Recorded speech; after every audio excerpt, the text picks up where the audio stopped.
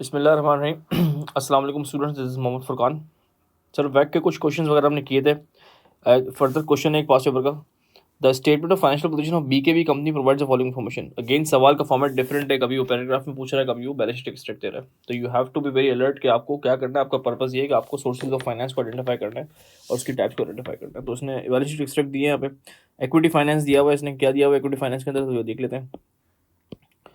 Ordinary shares दिए हुए, nominal value 1 है और उसकी बुक वैल्यू 25 मिलियन है। रिजर्व्स है, नॉन करंट लाइबिलिटीज़ हैं, ठीक है, और करंट लाइबिलिटीज़ भी हैं। Sir point to be noted, for वैक पर्पस हमेशा डेट की जो चीज़ें होती हैं वो सिर्फ नॉन करंट लेवल पे ली जाती हैं। करंट लेवल पे डेट के लिए चीज़ें नहीं ली जाती हैं। अगर करंट लेवल पे इसने ट्रेड पेबल्स ओवरड्राफ्ट वगैरह बैंक से लिया हुआ है तो we will not consider it for the purpose of वैक। हम सिर्फ नॉन करंट लाइबिलिटी जो लॉन्ग टर्म लाइबिलिटीज़ होती हैं उनको कंसिडर किया जाता है वैक के लिए। तो सवाल को देख लेते हैं। 7% कन्वर्टेबल बॉन्ड्स दिए हुए, 100 नॉमिनल वैल्यू दी हुई है नॉन करंट लाइबिलिटीज की। ये कन्वर्टेबल बॉन्ड है, मतलब रिडीमेबल भी है, कन्वर्टेबल भी है, ठीक है ना। कन्वर्टेबल का मतलब है कि जब रिडीम होगा तो कन्वर्टिंग का ऑप्शन होगा बॉन्ड होल्डर के पास, या वो कैश पे रिडम्पशन ले या वो शेयर्स वगैरह में कन्वर्ट करा ले। और 5% प्रेफरेंस शेयर्स दिए हुए, ठीक है। तो इक्विटी की दूसरी टाइप दी हुई है प्रेफरेंस शेयर्स, 5% डिविडेंड रेट दिया हुआ है, नॉमिनल वैल्यू 1 दी हुई है। इसका मतलब शेयर्स, दो तरह के शेयर्स हैं, दो तरह का शेयर्स का फाइनेंस है, इक्विटी फाइनेंस है, ऑर्डिनरी प्रेफरेंस, और एक हमारे पास डेट का दिया हुआ है कन्वर्टेबल बॉन्ड का। तो तीन तरह के हमारे पास फाइनेंसेस होगा यहाँ पे इफेक्टिवली। तो मैंने सबसे पहले क्या स्टैब्लिश किया, we have 3 source of finance या, तो मुझे 3 सोर्स ऑफ फाइनेंस की कॉस्ट निकालनी है, उसका वेट निकालना है, ठीक है। अब इसकी कुछ लफाजी पढ़ लेते हैं। क्या दे रहा है, BKB company has an equity beta of 1.2 and the ex dividend market value of the companies equity is x dividend, ठीक है, बेहतरीन है, एक्स डिविडेंड दे दिया। Value of the companies equity is 125 million. Sir सवाल, एक्स डिविडेंड मार्केट प्राइस मैंने सुना था जो मैं अपने फॉर्मूले में यूज़ करता हूँ, लेकिन x dividend market value of the companies equity का मतलब ये है कि इसने मुझे पूरी ऑर्डिनरी इक्विटी की मार्केट वैल्यू एक साथ चुपका दी, एक साथ पकड़ा दी। इसने मार्केट वैल्यू पर शेयर नहीं दी, इसने बोला market value of the companies equity, x dividend market value of the companies equity. इसका मतलब इसने मुझे क्या किया, इसने मुझे number of shares multiply by market price पर शेयर मल्टीप्लाई करके वो नंबर दे दिया, कंपनी की इक्विटी की मार्केट वैल्यू डायरेक्ट निकाल के दे दी मुझे, ठीक है। और इसने मुझे बीटा का नंबर दिया 1.2। बीटा कहाँ यूज़ होता है के कंप्यूट करने में, sir capital asset pricing model के फॉर्मेट में बीटा यूज़ होता है। इसमें वो डिविडेंड वैल्यूएशन मॉडल वाली डेटा नहीं दिया इसने। डेटा को देख के मुझे पकड़ना है कि मुझे के लिए कौन सा मॉडल यूज़ करना है। तो we will use here CAPM जो के कंप्यूट करके देगा यूजिंग बीटा ऑफ 1.2। और बीटा लॉजिकली क्या है, एक रिस्क है, ठीक है। X interest market value of the convertible bond is 21 million, ठीक है। X interest market value of the convertible bonds is 21 million and the ex dividend market value of the preference shares is 66.25 million। Sir सारी values को combined level पे दे रहा है, पर share कुछ भी नहीं दिया इसने। प्रेफरेंस शेयर्स भी हमें क्या किया 6.25 मिलियन, ये पर शेयर वैल्यू तो नहीं है डेफिनेटली, ये क्या है x dividend market value, preference shares की टोटल मार्केट वैल्यू उसने दे दी, ऑर्डिनरी शेयर्स की टोटल मार्केट वैल्यू उसने दे दी, और कन्वर्टेबल बॉन्ड्स की भी इसने टोटल मार्केट वैल्यू हमें पकड़ा दी 21 मिलियन। तो इसने हमें पर शेयर या पर बॉन्ड वाला यहाँ पे सीन नहीं दिया। तो अब हमें थोड़ा सा वर्किंग को रिवर्स करना पड़ेगा और चीज़ों को देखना पड़ेगा कि हम किस तरह अपने पर्पस को अचीव करते हैं। The convertible bonds of BKB company have a conversion ratio of 19 ordinary shares पर बॉन्ड। कह रहा है कन्वर्जन रेशियो कि जब आप रिटेंशन का टाइम आएगा ना, तो आपके पास एक ऑप्शन होगा कि आप 19 ऑर्डिनरी शेयर्स में एक बॉन्ड के अगेंस्ट 19 ऑर्डिनरी शेयर्स में कन्वर्ट करा लें, ये रेशियो आपको दिया जाएगा, ठीक है। The conversion date and redemption date are both on the same date in 5 years time. 5 साल का बॉन्ड है, 5 साल बाद तो कन्वर्ट कराओ या कैश में रिडीम कराओ, आपकी मर्जी। The current ordinary share price of BKB company is expected to increase by 4% per year for the foreseeable future। अब इसने साथ में हमें क्या किया, ऑर्डिनरी शेयर का 4% का ग्रोथ रेट दे दिया, क्योंकि 4 साल बाद जब मैं बॉन्ड को रिडीम कराने जाऊंगा तो मैं 1 मिनट के लिए सोचूंगा कि मैं कन्वर्ट कराऊँ नहीं कराऊँ। कन्वर्ट कराने के लिए मैं देखूंगा मेरा रूल क्या था, हायर ऑफ रिडीम्शन अमाउंट और शेयर्स वैल्यू जो होगा मैं वो अपने IRR की वर्किंग के अंदर या अपनी उसमें मैं डिसीजन ले लूंगा, या मुझे रिडेम्पशन करना होगा या मुझे कन्वर्जन करना होगा। तो सर शेयर प्राइस तो आज है, ये फैसला 4 साल बाद करना है। तो ग्रोथ रेट दे दिया उसने मुझे कि आज की शेयर प्राइस पे 4% ग्रोथ रेट लगाओ, 4 साल की ग्रो करो, फिर जाके देख लेना कि भाई रिडेम्पशन में तुम्हें कन्वर्जन में ज़्यादा बेनिफिट है या तुम्हें रिडेम्पशन कैश में ज़्यादा बेनिफिट है, ठीक है। I hope things are clear so far. The overdraft is a variable interest rate which is currently 6% per year and BKB company expect this to increase in the near future, ठीक है। Overdraft has not change in size over the last financial year, although 1 year ago the overdraft interest rate was 4% per year। The company's bank will not allow the overdraft to increase from its current level. Overdraft की कुछ बातें कर रहा है, ठीक है, ये इस वक्त मेरे लिए रेलिवेंट नहीं है।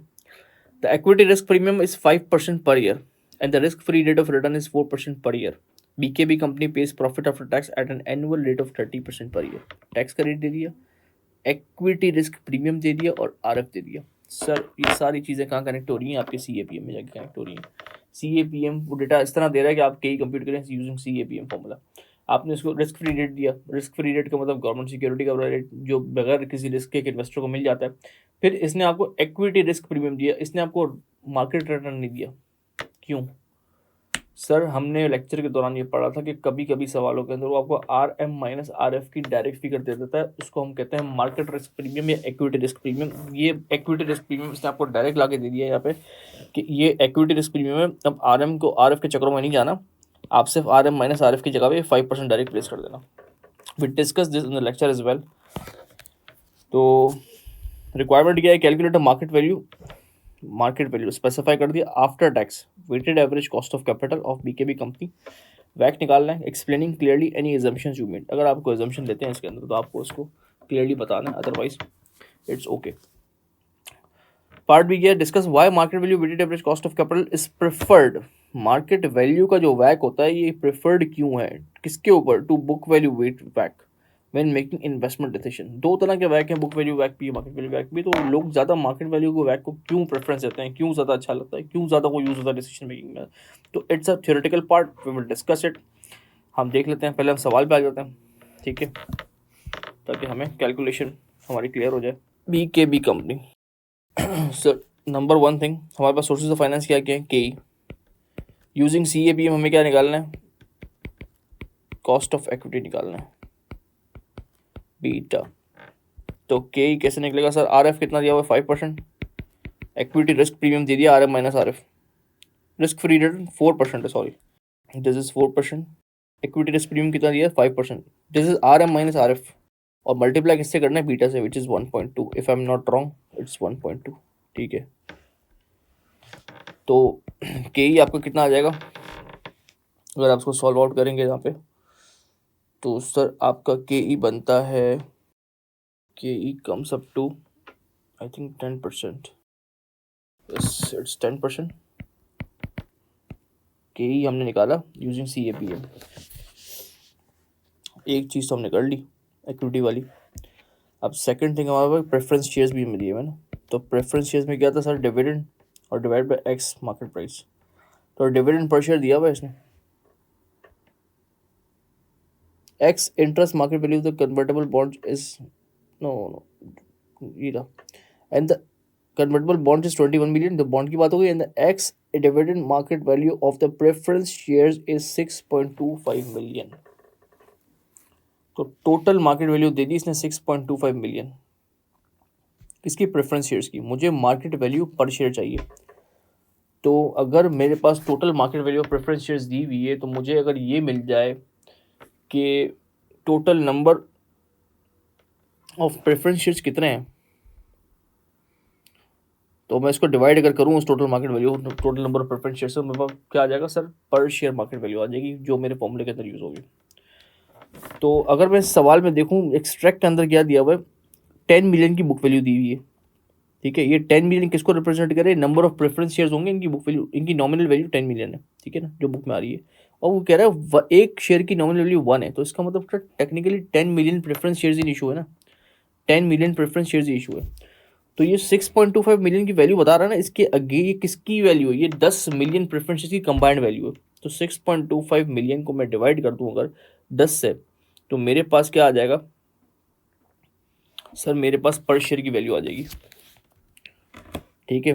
तो पर शेयर वैल्यू चाहिए ना 6.25 मिलियन डिवाइड बाई 10। पहले तो मैंने ये कर लिया, पी नॉट निकाल लिया अपना फॉर्मूले के अंदर ही। मुझे पर शेयर चाहिए ना सब कुछ। अब मुझे डिविडेंड पर शेयर चाहिए। तो सर डिविडेंड के लिए क्या होता है? जो प्रेफरेंस शेयर का डिविडेंड का रेट दिया हुआ है उसको मल्टीप्लाई करूँगा नॉमिनल वैल्यू से। तो डिविडेंड रेट क्या दिया हुआ है? डिविडेंड रेट दिया हुआ है आपको 5% मल्टीप्लाई बाय नॉमिनल वैल्यू पर शेयर। हर चीज़ को पर शेयर रखना है।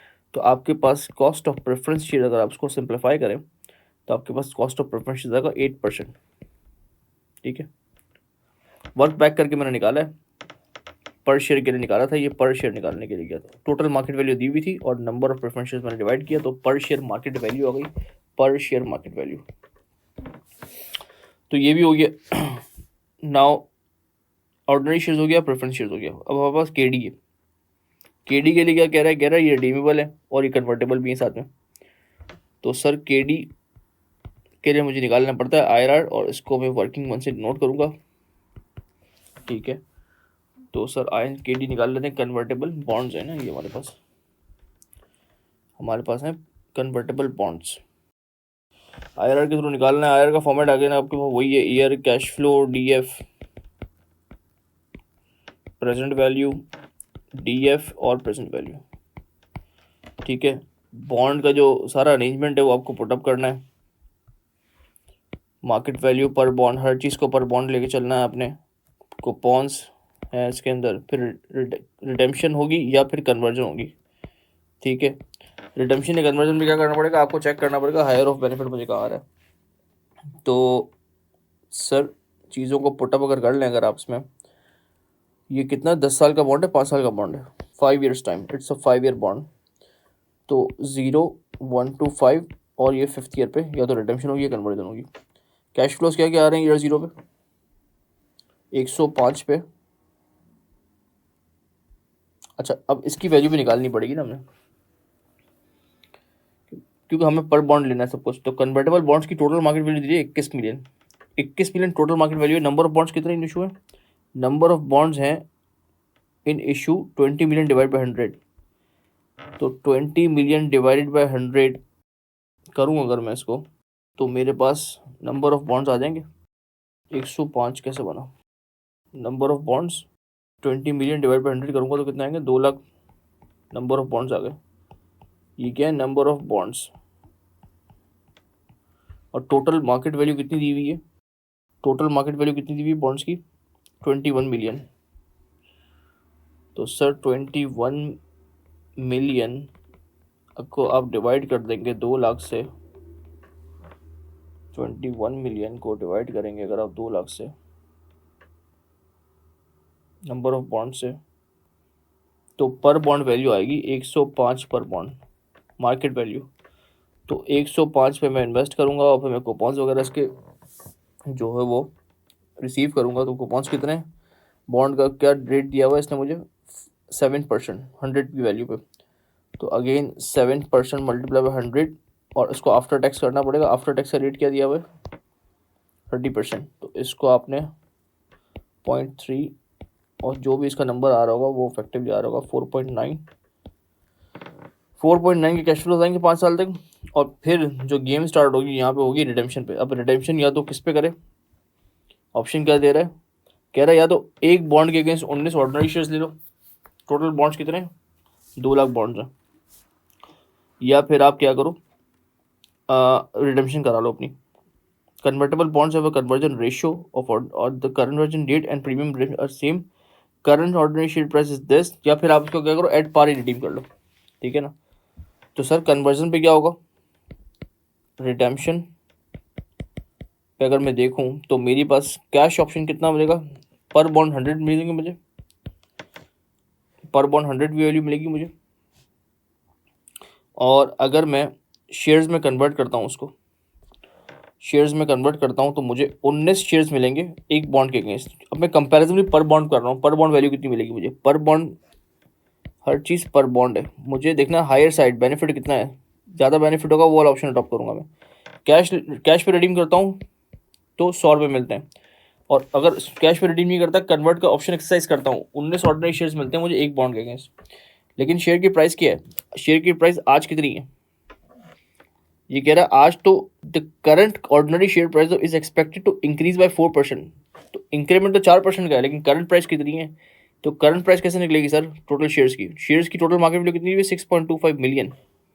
तो 6.25 मिलियन टोटल मार्केट वैल्यू है, मुझे पर शेयर की चाहिए। नंबर ऑफ शेयर्स कितने हैं, नंबर ऑफ शेयर्स कितने हैं इसके इस वक्त, 25 मिलियन है नंबर ऑफ शेयर्स, 25 1 वैल्यू है, इसका नंबर ऑफ शेयर्स 25 है। तो अगर मैं इसको डिवाइड करूँ इससे तो मुझे क्या मिलेगा सर, पर शेयर की मार्केट वैल्यू मिल जाएगी एग्जिस्टिंग मार्केट वैल्यू जो इस वक्त चल रही है, 4 साल पहले वाली चल रही है, लेकिन मैं 4 साल बाद जाकर ऑप्शन एक्सरसाइज कर रहा हूँ, तो अब मुझे क्या करना पड़ेगा, मुझे इसको ग्रो करना पड़ेगा, इसको मजीद मल्टीप्लाई करना पड़ेगा। किससे?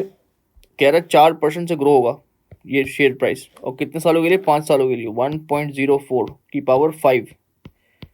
तो ये वाली वैल्यू मुझे मिलेगी पर बॉन्ड। ये थी एग्जिस्टिंग शेयर प्राइस, डिवाइड करने का पर्पस ये था, एग्जिस्टिंग शेयर प्राइस, और ये था इसका ग्रोथ, क्योंकि ये फैसला करना है 5 साल बाद। तो इसमें कितना बना सर? इसमें मेरी वैल्यू बनी 115। तो सर आप ये ले जाओ या ये ले जाओ, हायर ऑफ क्या है? 115। डेफिनेटली मैं शेयर्स लूंगा, ज़्यादा बेनिफिट है मेरे को। तो मेरे पास इस वर्किंग के अंदर ये डेफिनेटली ये आएगा 115। रेस्ट ऑफ द वर्किंग आप उसको खुद देखें। डायरेक्ट आंसर मैं आपको बता देता हूँ IRR का क्या आएगा, ठीक है। It's a mechanical working only. इसमें कोई जो ट्रिकी पार्ट था वो यही था जो मैंने आपको बताया यहाँ पे, कि ट्रिकी पार्ट आपका जो था वो इफेक्टिवली रिडेम्पशन को देखना था, क्या था कि हायर साइड पे किस चीज़ों को किस तरह देखते हैं हम, इस तरह देखते हैं। तो सर बाकी वर्किंग आप देख लें, लेकिन इसका जो नंबर आने वाला है वो IRR का क्या आने वाला है, यहाँ पे अगर आप कैलकुलेट करें तो इट विल कम टू 6.4%। तो ये आपका KD भी आ गया कितना? 6.4। अगर कोई वर्किंग में नंबर्स में डिफरेंस हो तो डेफिनेटली आप मुझे अप्रोच करें, we will sort it out कि कहाँ डिफरेंस है, अदरवाइज डिफरेंस होना नहीं चाहिए कहीं पे भी। तो इसका वैक देख लेते हैं। अच्छा, मार्केट वैल्यूज़ भी हमने निकालनी है ना, मार्केट वैल्यूज़। तो मार्केट वैल्यूज़ हमें सवाल के अंदर इफेक्टिवली दी हुई सारी ना, प्रेफरेंस शेयर्स की भी दे दी इसने, बॉन्ड की भी दे दी, और इसने हमें इसकी भी दे दी। तो 125 इक्विटी की है if I am not wrong. Preference shares की कितनी दी हुई है इसने हमें? 6.25, और बॉन्ड्स की कितनी दी हुई है? जो कन्वर्टेबल बॉन्ड्स हैं, कन्वर्टेबल डेट है, वो 21 दी हुई है। तीनों वैल्यूज़ यहीं से उठा ली मैंने, 21, 6.25 एंड 125। इन तीनों को हम प्लस करेंगे तो 152.25 की वैल्यू बन जाएगी। कैपिटल एम्प्लॉयड की मार्केट वैल्यू है ये। तो सर के ही है 10%, 10% into 125 plus 8% into 6.25 plus 21 into 6.4। सबके वेट को उनकी कॉस्ट से मल्टीप्लाई किया और मैंने डिवाइड कर दिया टोटल वेट से। तो मेरे पास जो वैक आ रहा है वो कितना आ रहा है? 9.4%। दिस इज माई वैक। I hope calculation are clear to all of you. Tricky part जो था कन्वर्टेबल बॉन्ड का था, वो सब सिंपल सा रूल होता है, हम हायर जो जहाँ बेनिफिट ज़्यादा होता है हम वो वाली कैलकुलेशन इसमें प्लेस करके अकॉर्डिंगली अपना KD या IRR निकाल लेते हैं बॉन्ड का, और फिर हम इसको वैक में यूज़ कर लेते हैं। सर पार्ट 2 क्या था? Discuss Y market value. कह रहे हैं मार्केट वैल्यू का वैक ज़्यादा प्रेफर्ड क्यों है as compare to the book value. तो वो ज़रा हम देख लेते हैं कि भाई क्यों ये प्रेफर्ड है, क्यों लोग ज़्यादा इसको वो करते हैं। Sir definitely market value by word पता लगता है कि यार ये करंट मार्केट की पिक्चर को रिप्रेजेंट कर रहा है, क्योंकि उसमें हमने इक्विटी की मार्केट वैल्यू ली हुई है, उसमें हमने डेट की मार्केट वैल्यू ली हुई है, उसमें हमने प्रेफरेंस शेयर्स की मार्केट वैल्यू ली हुई है। तो मार्केट में जो एक्चुअल ट्रेडिंग चल रही है ना, जो एक्चुअल बाइंग सेलिंग इन्वेस्टर का चल रहा है, वो एक्चुअल चीज़ों को रिप्रेजेंट कर रहा है। और बुक वैल्यू तो बहुत पुरानी है यार, बुक वैल्यू तो ओल्डेस्ट है, हिस्टोरिकल इन्फॉर्मेशन है। वो तो जब चीज़ें रेज हुई थी, जब फाइनेंस रेज हुआ, तो उस वक्त की वैल्यूज लॉक हो गई है। तो वो उस वक्त की सिचुएशन और आज की सिचुएशन में ज़मीन आसमान का फर्क है। तो जो मार्केट रिप्रेजेंट कर रही है, it's a reflective of the updated market trading. Investor की बाइंग सेलिंग अपडेटेड है, जो भी इन्फॉर्मेशन है वो रियलिस्टिक है, तो उससे हमारा वैक रियलिस्टिक आ रहा है, उससे हमारी पिक्चर ज़्यादा क्लियर आ रही है, ठीक है। तो करंट मार्केट सिचुएशन को रिप्रेजेंट करता है, बुक वैल्यू तो ओल्डेस्ट इन्फॉर्मेशन को रिप्रेजेंट करती है, which is not relevant for the today's decision making. Definitely वो इन्फॉर्मेशन उस वक्त की वैलिडिटी आज चीज़ें डिफरेंट हो गई हैं, तो मार्केट इसलिए ज़्यादा रियलिस्टिक पिक्चर दिखा रही है as compare to the book value, जो कि एक पुरानी पिक्चर दिखा रही है। उसमें वो सारे बिजनेस अपडेट्स इन्वॉल्व नहीं है, वो डेवलपमेंट्स इन्वॉल्व नहीं है, उस शेयर प्राइस में वो चीज़ें रिफ्लेक्ट नहीं कर रही, जो मार्केट की शेयर प्राइस में रिफ्लेक्ट कर रही है, वो बुक वैल्यू में रिफ्लेक्टेड नहीं है। तो एक तो पॉइंट ये हो गया सर। दूसरी चीज़ ये कि बुक वैल्यू अंडर स्टेटेड है। बुक वैल्यू आपने जब रेज किया था फाइनेंस, तो उस वक्त की बुक वैल्यू डिफरेंट थी। फिर बिजनेस में ग्रोथ आई, रिडक्शंस आई, चीज़ें हुई, स्केल अप हुआ, नए नए बिजनेस में आप इन्वॉल्व हुए, चीज़ें डिफरेंट हुई, तो वो शेयर प्राइस में सब चीज़ें रिफ्लेक्ट कर रही है। Market price is the indicative of the actual business transaction, actual business situation, actual business financial performance. तो वो सब चीज़ें क्या है, अब वो वैल्यू अंडर स्टेटेड है, वो तो लॉक हो गई। अब आज जो चीज़ें डिफरेंट है, वो आज बिजनेस के एक्चुअल नेट एसेट्स को रिप्रेजेंट कर रही है शेयर प्राइस आपके। तो सर इसका मतलब वो अंडरस्टेटेड वैल्यू, अगर आप अंडरस्टेटेड बुक वैल्यू से वैक निकालेंगे, तो वैक के फॉर्मूले में तो क्या है, कॉस्ट ऑफ इक्विटी आ रहा है, कॉस्ट ऑफ डेट आ रहा है। अगर वो सब कुछ अंडरस्टेटेड है, वो सब कुछ कम वैल्यू पे दिया हुआ है, तो डेफिनेटली आपका वैक भी कम आएगा। आपका अगर वैक कम आएगा तो वैक इफेक्टिवली क्या है, वैक आपका वो रेट था जो आपको डिस्काउंट रेट यूज़ करते हैं, वैक वो था जो आपके इन्वेस्टर्स, आपके लेंडर्स, आपके प्रोवाइडर्स ऑफ फाइनेंस आपसे डिमांड करते हैं कि हमें इतने पैसे दो। डे वन पे वैक नहीं पड़ा था ना। तो सर अगर वैक हमारा कम होगा using under stated book values, तो हमारी मैथमेटिकली एनपीवी क्या होगी, ज़्यादा आएगी, ओवर स्टेटेड एनपीवी आएगी, आर्टिफिशियली ओवर स्टेटेड एनपीवी आएगी। अगर ओवर स्टेटेड आर्टिफिशियल एनपीवी आएगी तो प्रोजेक्ट हमें बहुत ज़्यादा अपीलिंग लगेगा, बहुत ज़्यादा अट्रैक्टिव लगेगा, लेकिन इन ट्रू वो है ही नहीं। इसकी वजह सिर्फ ये कि हमने बुक वैल्यूज यूज़ करके वैक निकाला है, और वैक जितना हमारा डिक्रीज था उतनी हमारी एनपीवी ओवर स्टेटेड आई, एनपीवी ज़्यादा अच्छी दिख रही है, लेकिन ट्रू पिक्चर नहीं। तो इससे अगर इस अप्रोच को यूज़ करते हैं, हम वैक उस प्रोजेक्ट को एक्सेप्ट कर लेंगे तो we will lead to the wrong decision making. हम एक गलत प्रोजेक्ट एक्सेप्ट कर लेंगे, हम एक अंडर स्टेटेड वैक का प्रोजेक्ट एक्सेप्ट कर लेंगे जो एक्चुअली शेयर होल्डर की वेल्थ को जनरेट ही नहीं करेगा, क्योंकि वो बुक वैल्यूज रियलिस्टिक नहीं है, वो अंडर स्टेटेड बुक वैल्यूज थी। तो सर ये बहुत ऑप्टिमिस्टिक अप्रोच हो जाएगी, हमें एक चीज़ बहुत ज़्यादा अट्रैक्टिव नजर आएगी, आर्टिफिशियली अट्रैक्टिव नजर आएगी, जबकि एक्चुअली उस प्रोजेक्ट में वो चीज़ें नहीं होंगी, क्योंकि वैक हमारा बहुत अंडरस्टेटेड होगा, वो एक्चुअल रियलिस्टिक पिक्चर को शो नहीं कर रहा होगा मार्केट की।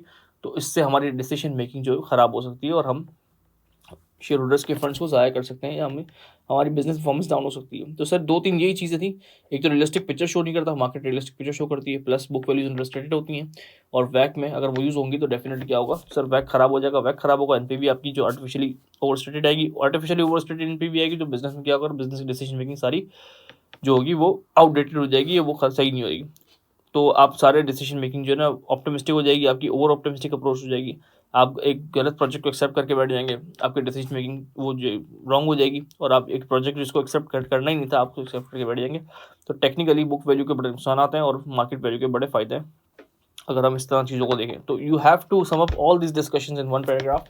आपको सब कुछ एक पैराग्राफ में डालना है, और आपको जब प्रेफरेंस मांगी है ना तो मार्केट वैल्यू के फायदे बताने, और जिसके ऊपर प्रेफरेंस मांगी है उसके नुकसान बताने।